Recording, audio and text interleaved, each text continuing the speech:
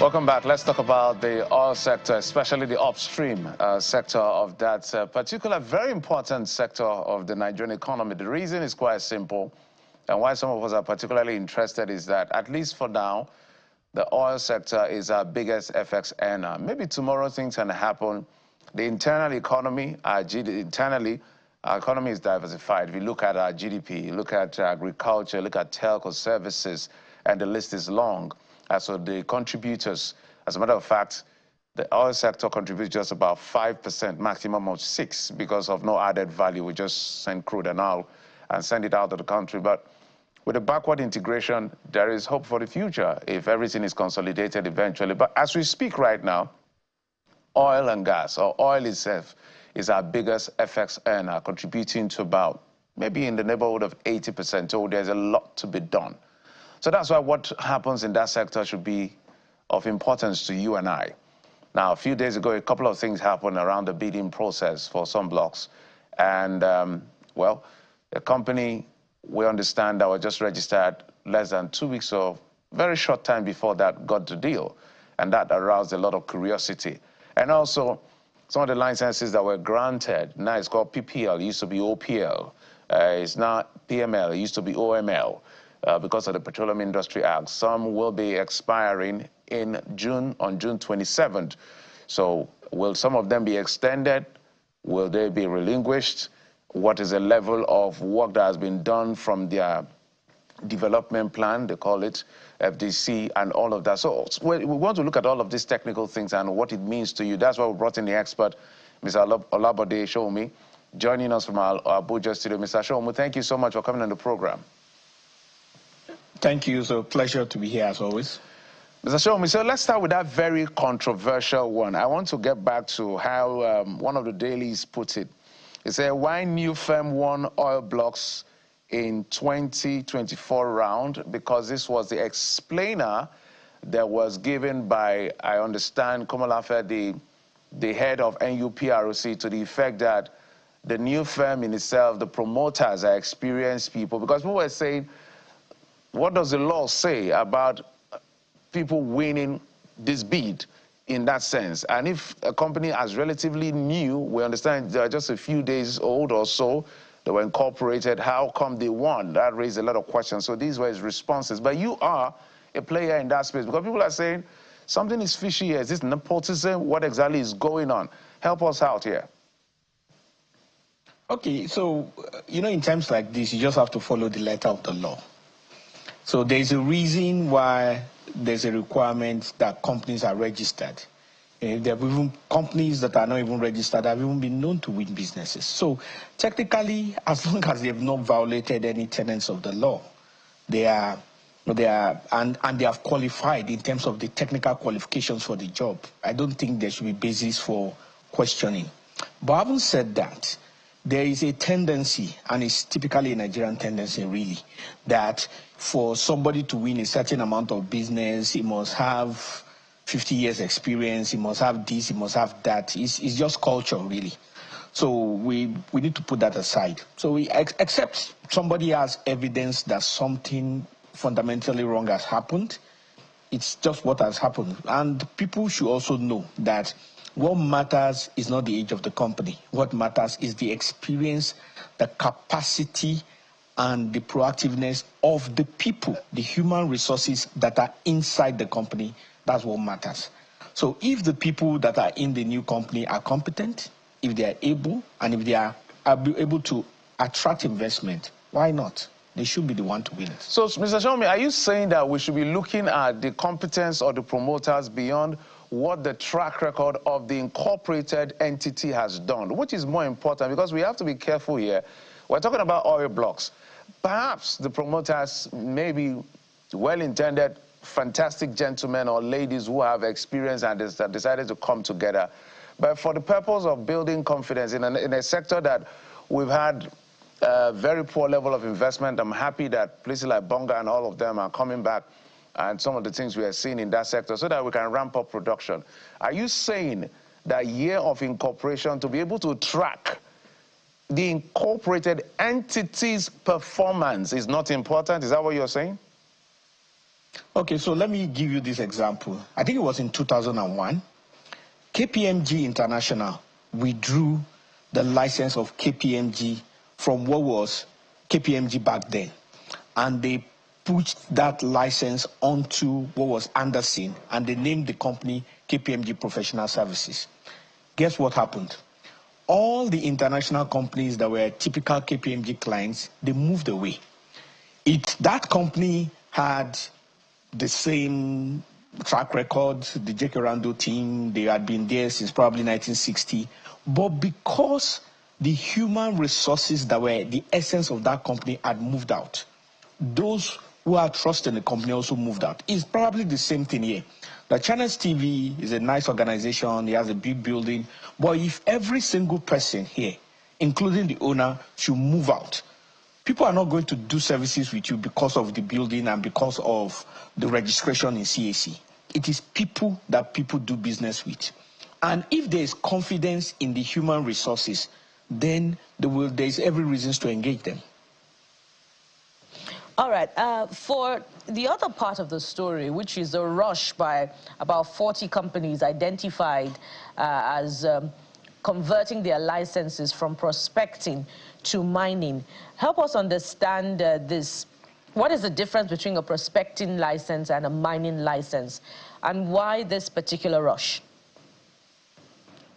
Okay, so first of all, when the operation starts, you're not giving a mining license, you're giving a prospecting license, primarily because throughout the history of petroleum, irrespective of what the studies says, that is geological studies, people have been known to dig the well and actually not find oil.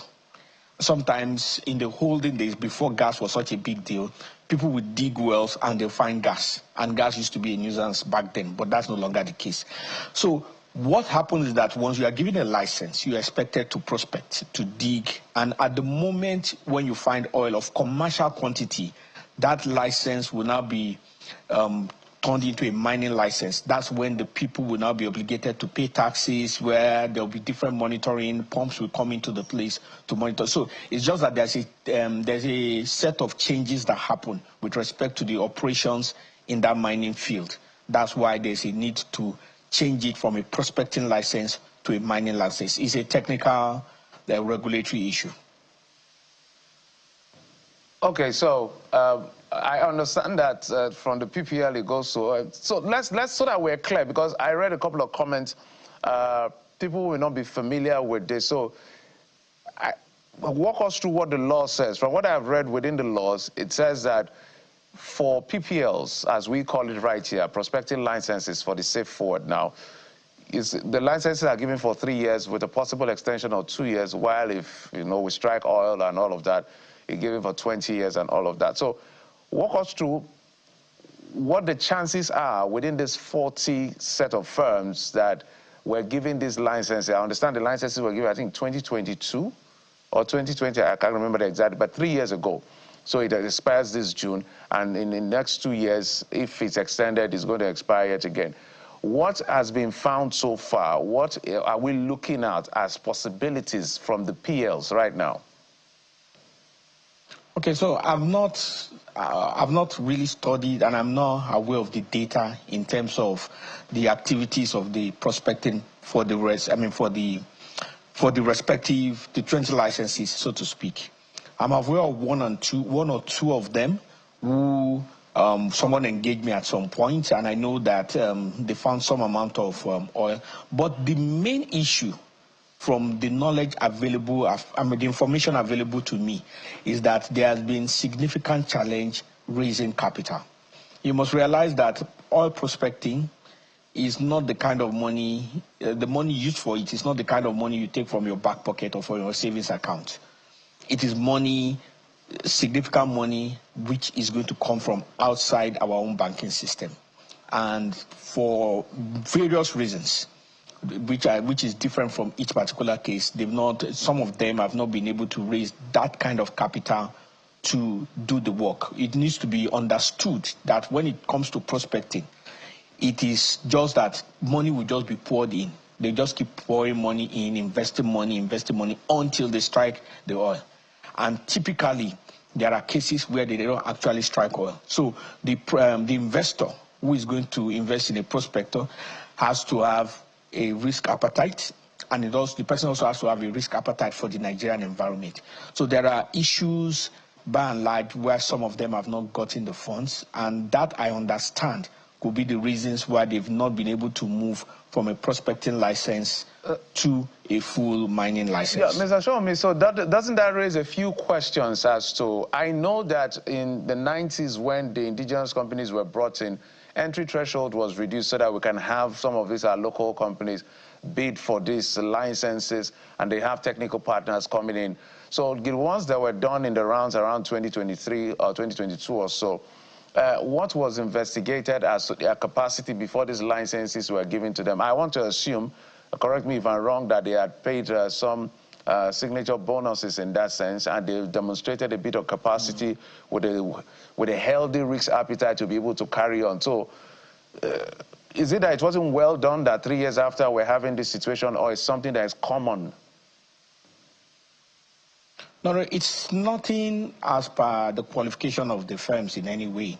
Like I said, each particular firm has peculiar reasons why. It could be that maybe the people who were bringing in the funds wanted some amount of stocks in it, and the people refused. Or that, I mean, there are multiple reasons. It has nothing to do with their capacity to attract funds.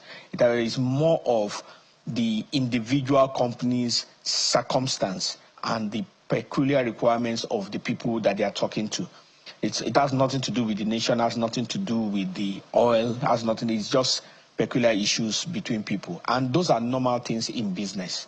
So, but it's incumbent on the people how much they are willing to give away, amount of risk they are willing to take. So, those are judgment calls. Those are decisions that entrepreneurs make for themselves.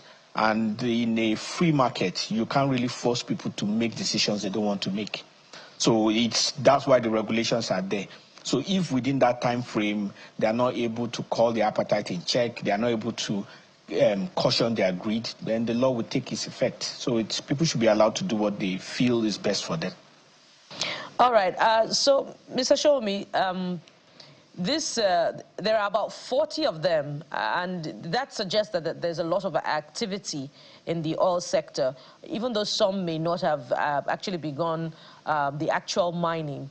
But payments have been made for licensing, and in fact, the NNPCL, according to reports, is signing deals with IOCs for exploration. So there's a lot of activity in that segment. How does this all... that sector rather, how does this all translate into increased crude oil output and, in fact, revenue for the country?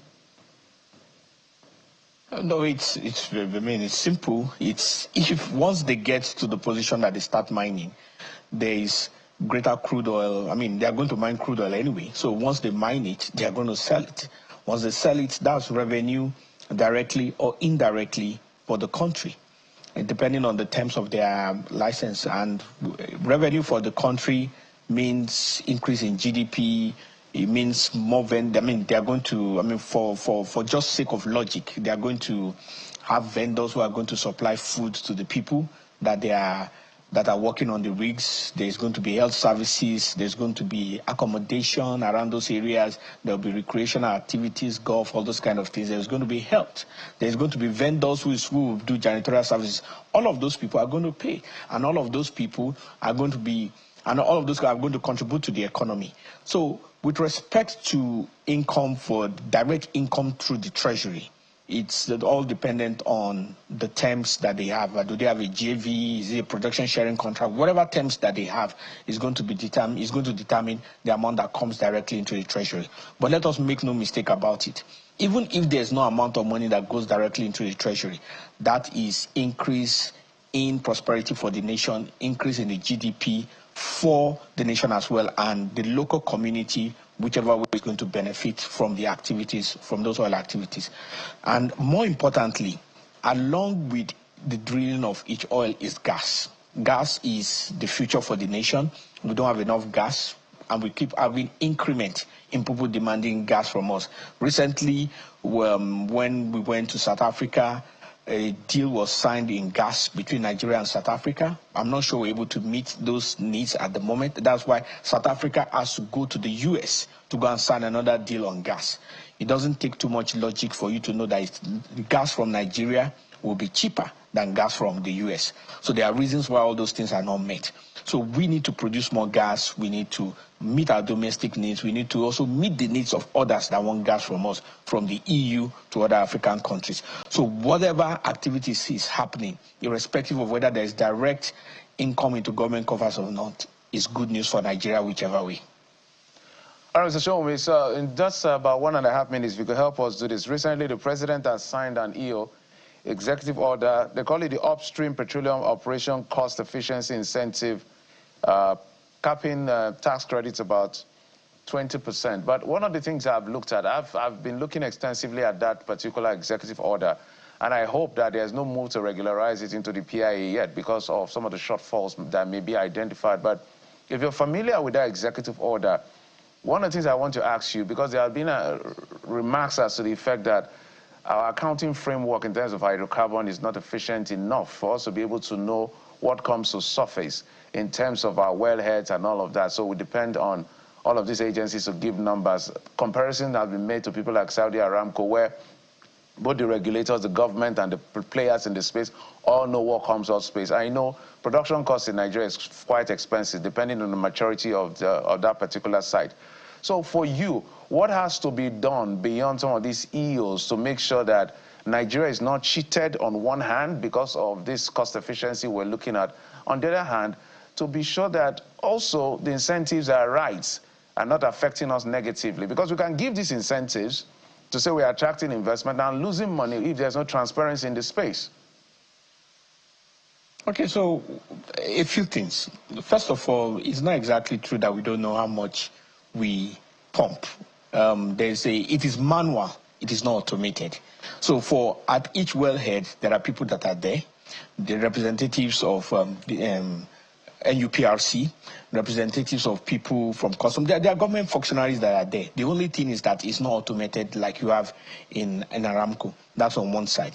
On the other side, with respect to the activities for accounting and transparency, accounting in the oil sector is as good as accounting anywhere else. The difference is just the system in terms of the people who are there and how much there's space for the proper transparency, and that is an issue between whether the audit firm and the respective firm that are doing it. That has nothing really to do with Nigeria as a whole. It's just a case of imperfections that may exist within any system, and it does exist within systems. I think at the end of the day, when you look at all those incentives that have been put in, the whole idea is that when you put in any incentive, it's for people to be motivated to work. I think it was Shell or Chevron, I can't remember exactly which now, one of the two made a post at the end of their year, and they said that the amount that they've contributed in Nigeria in terms of taxes is the highest of any of the operation in the world. That is not an incentive. In as much as we feel that they should do this and we may actually be growing into a sense of entitlement, it is also important that we balance it so that these people who are reputed to have brought in a few billions can also bring in more and help us develop the economy into what we want it to be. Because at the end of the day, there is a lot more, like you said in the opening, that the oil industry can give. Aberdeen doesn't produce too much oil, but they have human resource capacity development, training. That is almost everybody in Nigeria, if they have not been to Aberdeen, they've been to Houston.